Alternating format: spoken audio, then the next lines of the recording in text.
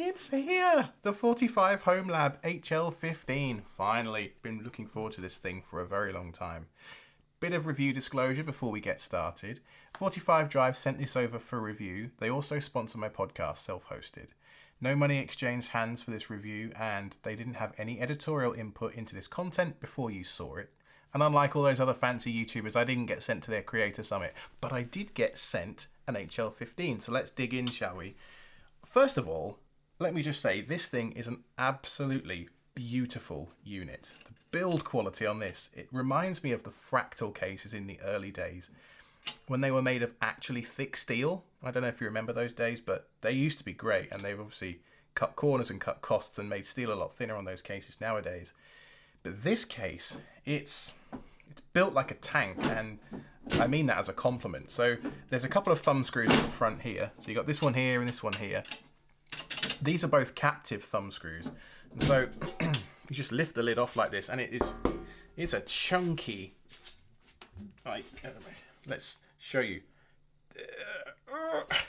You can't bend it, I tell you what. They've done a great job with this. All right, so let's talk a little bit about the specs of the full build that they've sent me. There is a Xeon 6-core, 6-thread CPU in here. It's the Xeon Bronze 3204. It was released in Q2 2019. It supports up to 1 terabyte of memory, DDR4 ECC memory, no less. And it's clocked at 1.9 gigahertz. Now, on the face of it, it's quite an old CPU, and it doesn't have QuickSync. I'm a huge fan of QuickSync because it offloads a lot of the CPU horsepower that's required for doing things like media transcoding and things like that into hardware. Now, if you wanted to transcode a 4K RIP with this CPU, you might get away with 1, but the minute you go above 1 or you get some kind of weird codec or something like that, you might run into some headroom issues with this CPU. So that's just something to be aware of. But the reason they went with this particular CPU is because of the insane number of PCIe lanes. Yes, I know the AMD guys are telling me that this is not an insane number. So this thing has 48 lanes of PCIe Gen 3 available to it, which means you can put things like the LSI HBA directly onto the motherboard. You can put things like a pair of 10 gigabit SFP NICs onto the motherboard. You can get away with doing a terabyte's worth of RAM and an M.2 slot and several PCIe slots that you can bifurcate and all that kind of good stuff too. So there are some good reasons for using Xeon in a server grade system like this. The other thing is that, of course, because it's a server grade motherboard from Supermicro, we get niceties like IPMI in there as well, which allows us to remote control the system, put remote virtual media in there so we can install an operating system if we're not physically at the computer. In fact, on the back of this motherboard, there isn't even an HDMI slot. There is just one VGA out. I've never even hooked anything up to this for the last few days whilst I've been testing it, and I've used IPMI the entire time as if it was my keyboard and mouse, and it's worked absolutely flawlessly in the browser using the ASpeed AST2500 BMC chip. It's worked absolutely flawlessly using HTML5 in a web browser.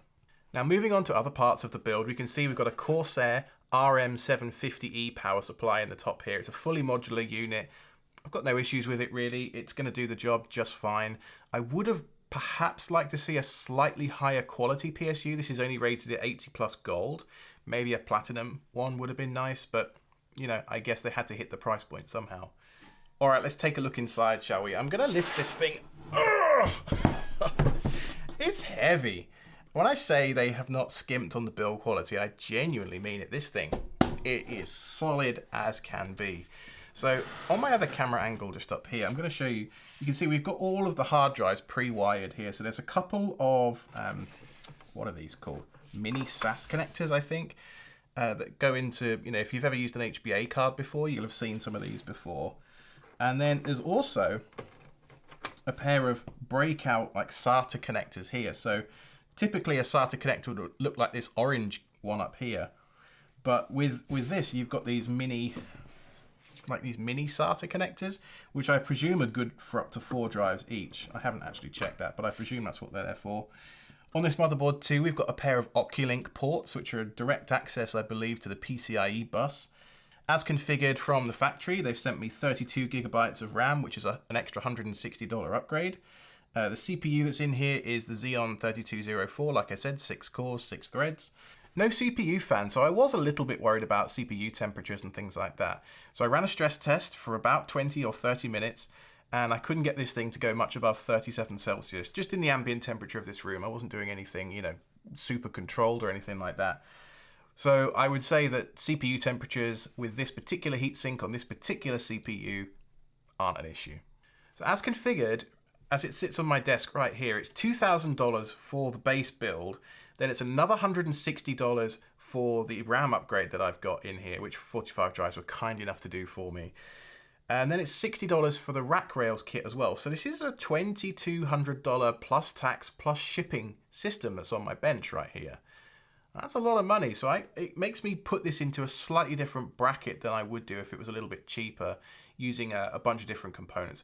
Which leads me into, should you buy this as just a chassis?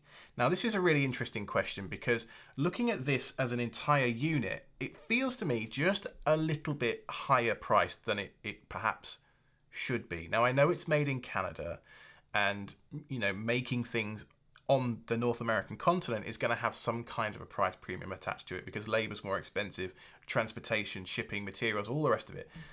I understand. But I just wish so the chassis alone is an $800 unit. I just wish if they could have hit a $500 or a $600 price point.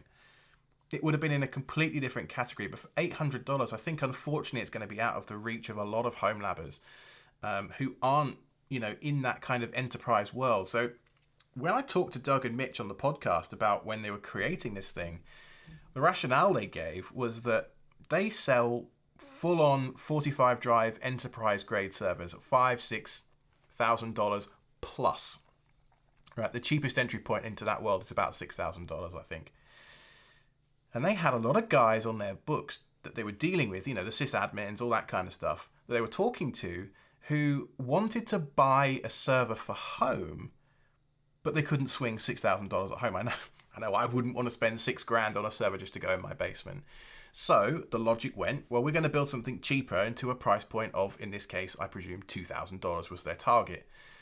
As part of that, obviously, the 45 Drives has the sister company ProtoCase, although I think technically 45 Drives is a subsidiary of ProtoCase, but I'm not 100% sure of the business arrangement there. Anyway, they do all their manufacturing on site up in Nova Scotia. And so there's got to be some cost savings they can do there in terms of manufacturing.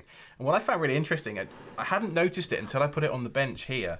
And I'm going to try and get my camera angle up here to pick it out. If not, I'll grab my phone and just show you real quick. There is a little 3D printed section at the front here. So the front of all these drive bays, they're completely toolless. So you slide a drive in. I've got one here, you can see. But these little black things at the front here, these are all 3D printed. I find that really interesting for the price point because I don't know of many other server manufacturers that are shipping 3D printed components in their chassis. I think it's a really innovative approach to try and save some costs somewhere. Now, I know I'm going on about the price of being $800, and it is a shame for me that it's just a little bit higher than I think perhaps where it should be. And the reason I think that is because in the marketplace, we have things like the Rosewill LSV 4500U. That is a 4U server, similar to this. It's a little bit deeper, so you can fit bigger motherboards in it. Maybe that's a bug, maybe that's a feature. I don't know, that depends on what you're doing. But that system with 12 front-loading hot swap bays, if you look on Newegg right now, is in the sort of 3 to 350 sort of range, something like that. I was lucky enough to pick one of those chassis up on Black Friday in 2019 for $50.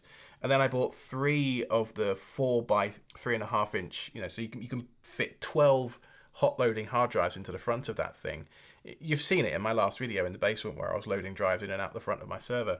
So if you think about that, what's that? It's $180 plus $50 for the case. So for $230, which, okay, I know $50 for that case, brand new from Newegg, was an unbelievably good deal.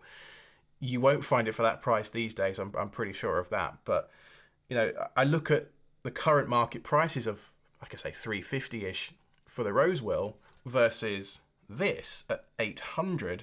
Okay, you don't have the direct wired backplane storage architecture. You don't have the incredibly good build quality. You don't have the warm and fuzzies about supporting some Canadian buddies north of the border who are not your friend guy, that kind of stuff. I'm not your buddy, friend. And that doesn't make this case a bad product. Far, far from it.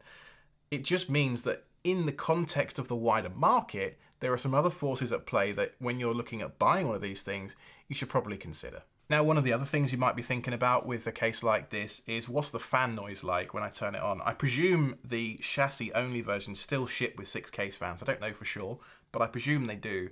And if they're the same as these, they're probably a bit louder than you want in your living space.